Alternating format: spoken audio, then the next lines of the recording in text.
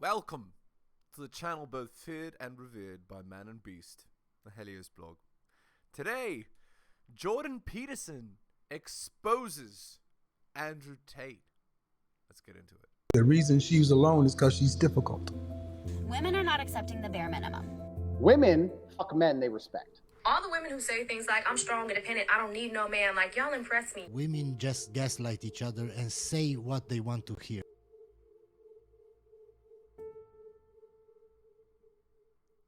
The irony, of course, is that Michaela Peterson has been with Andrew Tate, but anyway.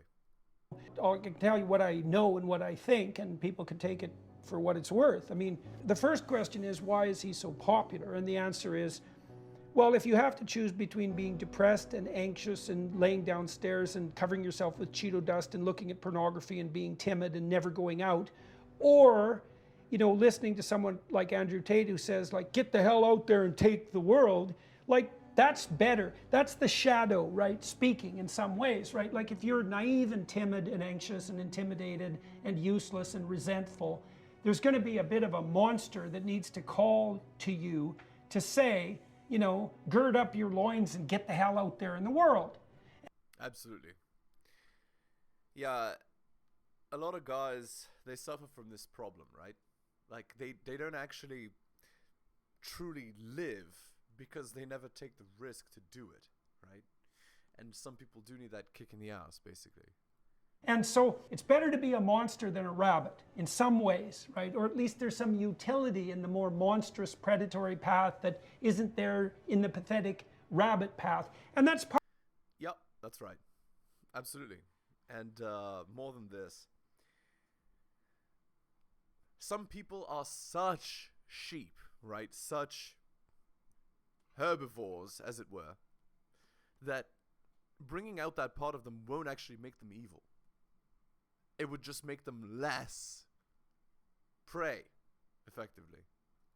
Partly because if you are a pathetic rabbit, you're going to become a predator anyways. You're just going to become a dark, backdoor, backbiting, gossip-mongering, resentful monster. Society's also pushing that on men in yes, particular. Constantly. Like, be well, and weak. I knew, and I warned people repeatedly that if the culture kept emasculating men, that men who said, to hell with that, I'd rather be a monster, would become extremely popular. Now, right, because they're saying no to that sort of thing, obviously.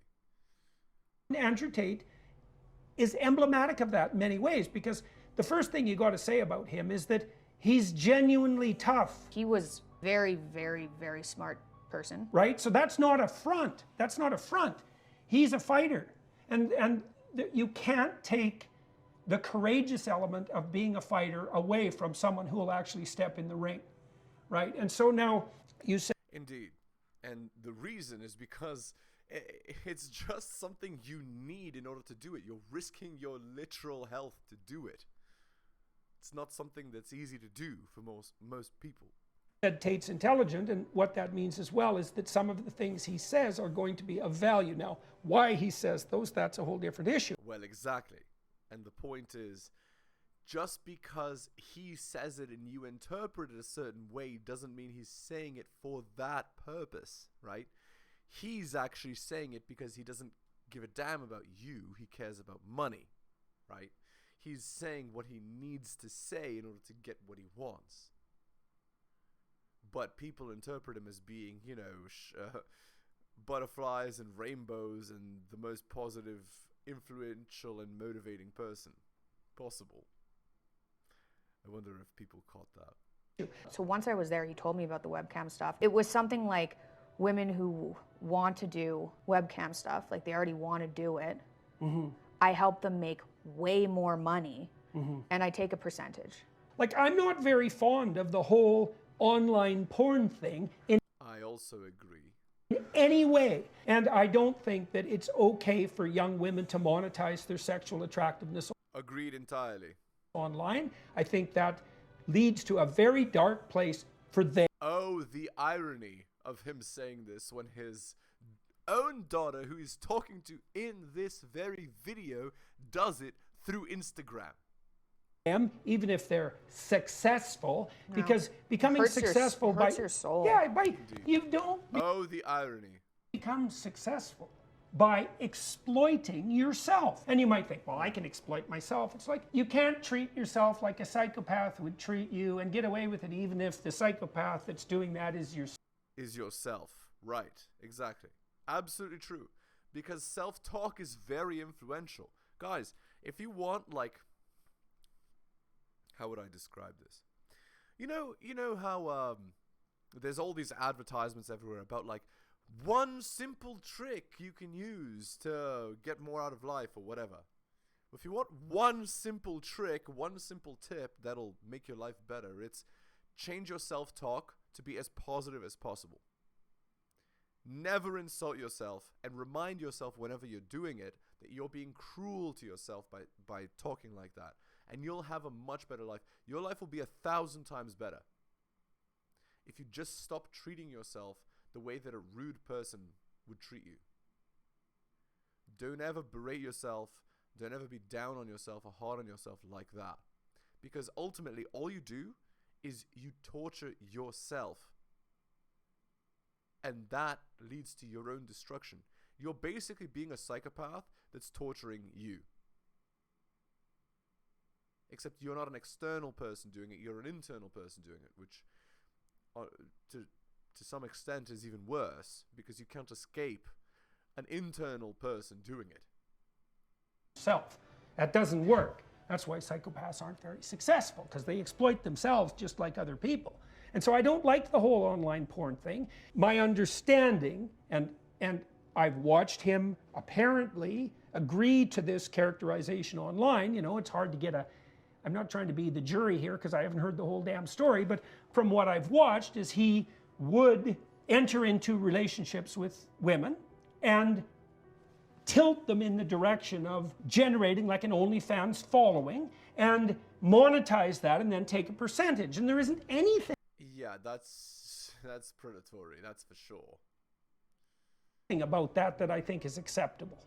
You know, and you could say, well, you know, women are the captains of their own soul, and if they want to monetize their own attractiveness, then... Actually not, right? Women will take the shape of the container that they're with. So if they're with a guy that they really love, admire, and respect, he can then steer them into very bad waters, and she'll go there thinking that he has her best interest at heart. But really, what Andrew's doing by doing that is he's exploiting them. Indeed. And what the hell, why not do it? And if they're going to do it anyways, you know, I can help them. And if I help them, why not take a piece of the action? And the answer is, to me, the answer... The road to hell is paved with good intentions. To that is, well, how about because it's ignoble and wrong? You could counter and you could say, well, you're just too useless and timid to dare to do that. And I'd say, you know, point taken. You know, Nietzsche had pointed this out back in the 1850s. He said, most morality is cowardice in the guise of morality. It's not like I'm good. It's just that I'm afraid to do that. And Tate would say, well, if you're just not doing something because you're a coward, that doesn't mean you're good. And whereas I'm forthright and tough, and look at me, I climb into the ring, and, you know, I can entice women into, you know, sex work online and take a cut, and why the hell shouldn't I? And I think... Well, and that's the point. It's that attitude that attitude of why shouldn't I is damning, right? Because it's the principle of who? I mean, one would say the conqueror, right? I will take your land because I can, because you can't stop me, right? But that isn't to say that the person that has that attitude is the best person, right? That attitude is inherently destructive, right? I take from you in order to gain. It's not providing value. It's literally ripping your value away and adding it to my own. Think that if you're a timid and reprehensible, resentful, bottom-dwelling male, that's going to look like an attractive alternative. But it's not the highest form of human behavior, right? It's not acceptable. Like, I think pimps of any sort are, I truly believe they're amongst the most contemptible of people. Well, they are taking advantage of women, and they're using women's nature to do that, right? They're literally, you get the girl to fall in love with you, effectively become alpha widowed by you, right? And on top of that, which is already a negative outcome because you're not planning on doing anything long term with her, you're just using her. On top of that, you go one step further in using her and literally destroy her entire life and future for your gain. I'm inclined to agree with that. I think there's nothing in, with a pimp is, I've got all these hoes and look at me like, king of these women. And it's like, no, you are the ultimate in pathetic, parasitic predators. There's nothing about that that's heroic. It's just pathetic. Now, you might say, if you're that type, well, at least I'm not as contemptible as the cowards who hide behind me. It's like, fair enough, Who's the greater fool, the fool or the fool who follows him? There's ranks of order even in hell. And there's lower and higher demons, and the person who would like to do something terrible but is too cowardly to do it, that's a pretty damn low form of demon. But that doesn't mean that the person who would like to do something and is courageous enough to do it, even though it's bad, isn't also a demon. Indeed. That's right. Yeah, it's effectively like a con man, right? He talks people into giving him money, or he talks people into, investing in his fake pyramid scheme business, right? But really, there's nothing underneath that. He doesn't have your best interest at heart. He's doing it all for his own gain, knowing it's going to collapse on itself eventually. But now that I think about it, there is not a lot of difference between what Andrew is doing and what a scammer like Bernie Madoff did, now that I think about it. It's actually quite similar. It's effectively a pyramid scheme, right? Except you are the way that you're getting the money isn't by convincing people to invest in you. It's by alpha widowing girls and then having them monetize their bodies and taking a cut. It's quite similar actually, because that's what the investors do as well, right? They're like, I'll invest your money and grow it, and in exchange you're going to give me a percentage, right? But they're not really investing your money. They're actually just taking money from everybody and giving you a piece. And the only way that they can give you a piece is by bringing new people in. Same with the Andrew Tate type, right? Like, he's not really helping the girl. He's tricking her into destroying herself and taking a percentage of the energy created, as it were, from the dumpster fire that is now her life, and using it to heat himself, effectively. I didn't even consider that. And so, I think fundamentally that Tate serves his immediate self in this like impulsive, gratifying manner. And I think that goes along with his, look at me, I'm in a Bugatti. It's like, fair enough, man, in some way. Do you Who cares?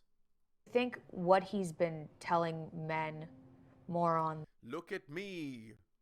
I drive this piece of machinery that works much the same as every other piece of machinery designed the same way. It's just a little bit faster and a little bit less safe. Ooh. The, take responsibility for your life and do things. Mm-hmm. If that, it's hard to, I suppose, separate it from everything in else. actual life, people are complex. No villain is simple. Indeed. No villain is simple, and Again, just because a person has something fundamentally wrong with them doesn't mean that every single word they say is wrong. Which is why when you hear me comment on Andrew's videos, I agree with a lot of what he says. But again, I'm picking videos where he's saying stuff that I think is useful for the audience to hear. Doesn't mean everything Andrew says is good, or everything Andrew does is good, right? And that's the point. You don't have to copy the psychopath entirely to get useful information out of him, right? You don't have to copy the self-righteous man entirely to get something out of him. You can learn something from everyone, including the bad people. And in great literature, the great villain is a sympathetic figure. You're kind of on board for 75% of it. And not only that, you might also say, well, if I was in that position, I might do the same thing. Also, indeed. Like, it's only a cartoon villain who's 100% evil. Even when you meet someone who's dark and psychopathic to the core, you'll find, and I've had clients who were like, I had one client who had like 5 restraining orders out against him. He was actually quite comical. He's quite a young guy, small guy, kind of slight, extremely intense. You know, he had that kind of human shark thing going. And he was quite the horrible riotous blast to work with, because he was a very interesting monster. And 5 restraining orders is a lot. Yep. And restraining orders don't work on the sort of people who need restraining orders. So it's hilarious. don't be ever thinking a restraining order is going to help you. Not if a real monster's got you in his sights. And he had a paranoid end to him. And what that meant was, if he was ever insulted by you, he would blow the insult up, and it would put enmity between the two of you. So like, talking to him was quite the nightmare, because you didn't get to make a mistake. And he was hypervigilant because he was paranoid. So he's just watching you like a bloody hawk for every... He's actively looking for a reason why he should destroy you, effectively. He's trying to give himself an excuse for why he should hurt you. And actually, Andrew, being his predatory self, is much the same. He's looking for girls that have a tendency to destroy themselves, and he's pushing them towards it for his own gain, right? But convincing them that it was their choice and not his, right? Deviation from honesty. And like, I never lied to him. And if I thought he was doing something stupid and terrible, I just told him that looks to me like that's pretty stupid and terrible. Like, I wasn't playing with him, and I wasn't trying to impress him. And I talked to him for a long time. You know, you go into an institution sometime, you meet somebody with bureaucratic personality disorder, and they decide that the good thing to do that day is to just screw up your life with some idiot complication. Just because they can. It's my job. Right, yeah. Well, you know, I have to do this. And they're playing their little power game because they're like Dostoevsky's underground man, and they're resentful to the core. And so they're going to just screw around with you. Well, now and then someone would do that with him. And he'd say, I'm going to be your worst nightmare. And then what he meant was, I'm now going to commit a sizable proportion of my life and all my intellectual prowess to making you as miserable as I can possibly imagine. And then he would go do that.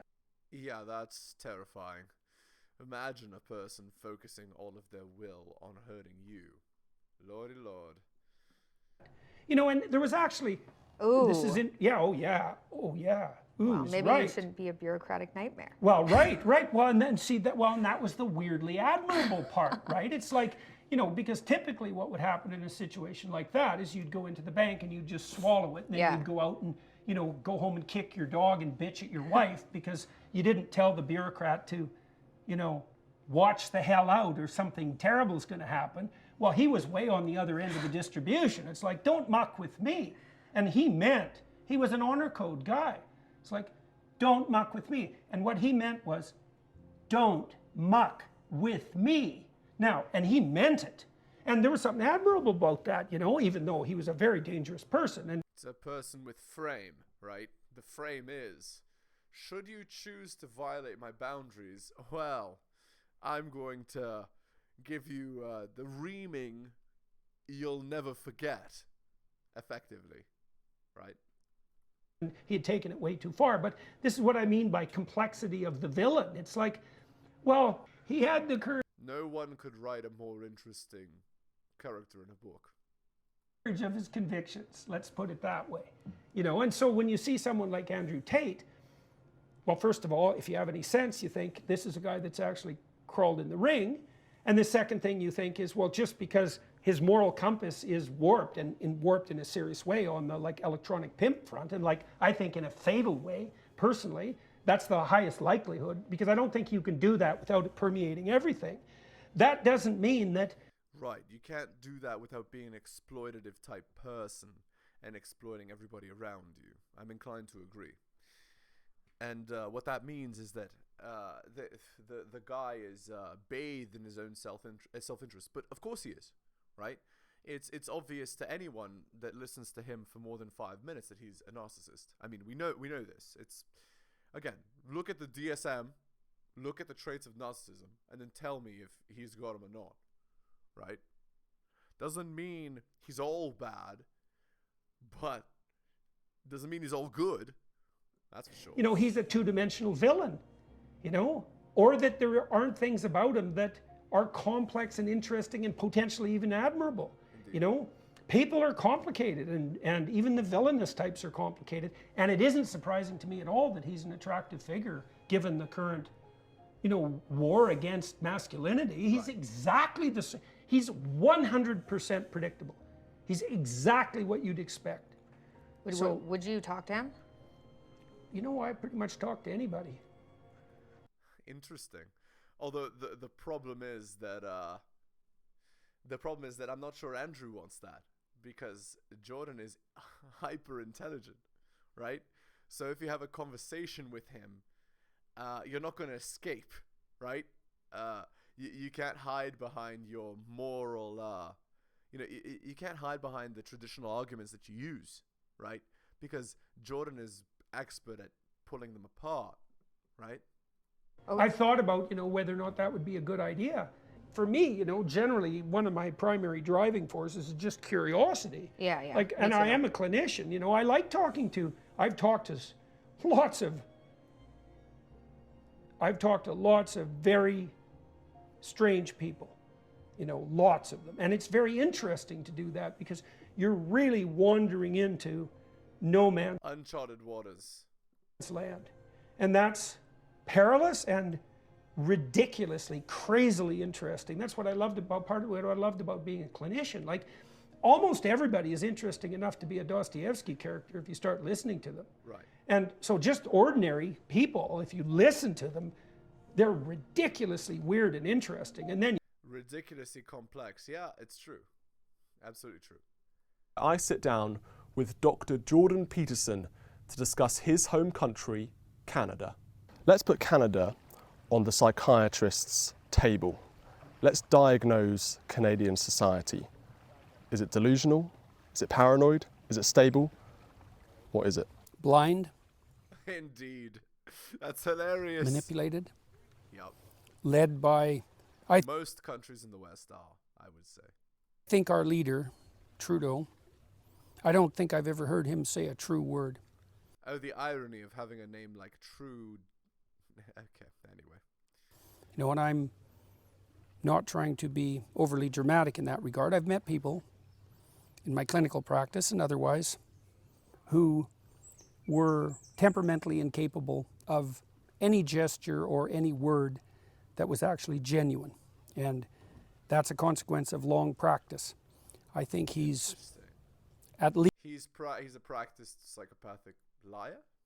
At least narcissistic, at minimum. And I think he's enabled by the useful idiots of the liberal left. And I actually think that's a very widespread problem and probably more typical of Canada now than any other developed country, much to our chagrin. So there's a developing body of research on left-wing authoritarianism. Now, the social psychologists, who are a pretty woke bunch, denied that left-wing authoritarianism existed. Ah, okay. From the end of World War II until 2016. And what could go wrong with that kind of thinking? The first work on left-wing authoritarianism came out. Now, the way you study something like political belief is you take a large corpus of questions about political attitude, several hundred, let's say, and you subject them to a statistical analysis that tells you how they sort. And so imagine you're likely to agree with one question, then you're more likely to agree with another related question. If you disagree with the question, there will be related questions that you're likely to disagree with. A sophisticated computer program, it's kind of a primitive AI system, by the way, can sort those questions, and then you can tell if there's a clump of them. And at the time, 2016, the idea that there was such a thing as a politically correct corpus of beliefs was derided as a right-wing conspiracy. So right. Yeah. What could go wrong with that kind of thinking? It's basically a religion, right? I've already talked about this. that the woke thing is basically a religion. Like, you have to agree with the tenets of my belief, or you're an infidel, and I'll destroy you. You know, it's the same way that a person, if you call out the religion, would attack you. So we decided to test that, and it was clear that you could identify a group of beliefs that were progressive, let's say, but then you could identify a variant of that that combined hypothetically progressive goals with authoritarianism, which was really the willingness to use fear and power and compulsion to force. So then there's an alliance, let's say, between compassion and force, and that makes you a left-wing authoritarian. Now, we looked at what predicted whether or not you would be a left-wing authoritarian, and we found that the biggest predictor was low verbal intelligence. Hilarious. So if you're not able to reason properly, you're more likely to call people an infidel, effectively. That's what it sounds like. Right, and it was a walloping predictor. It was more associated with left-wing authoritarianism than it was with academic performance. And those are basically the same thing, right? General cognitive ability and academic performance. So to find a relationship that was even more powerful was quite the shock. So when you ask yourself, how can people be clueless enough to buy the politically correct line, the answer is low verbal intelligence. Well, they're not very sophisticated verbally. And so they get manipulated easily. I see. So if you offer them a solution that's a one-stop-fits-all solution, it's all power, then they buy that because it's a comprehensive explanation for the world. Right, even though it destroys them. Okay, lovely. Wonderful. Okay, let's end the video there. Hit the like, hit the sub, hit all for notifications. Drop me a donation like Hunter M, Adrian Altoma, and Bobby. Shout outs to you. Go buy my books at bit.ly/heliosbooks. And if you want some coaching, you can get it at theheliosblog@gmail.com. Just send me an email. Alright guys, thank you so much for listening, especially to the end. I really do appreciate it. Take care of yourselves, and I'll see you next time.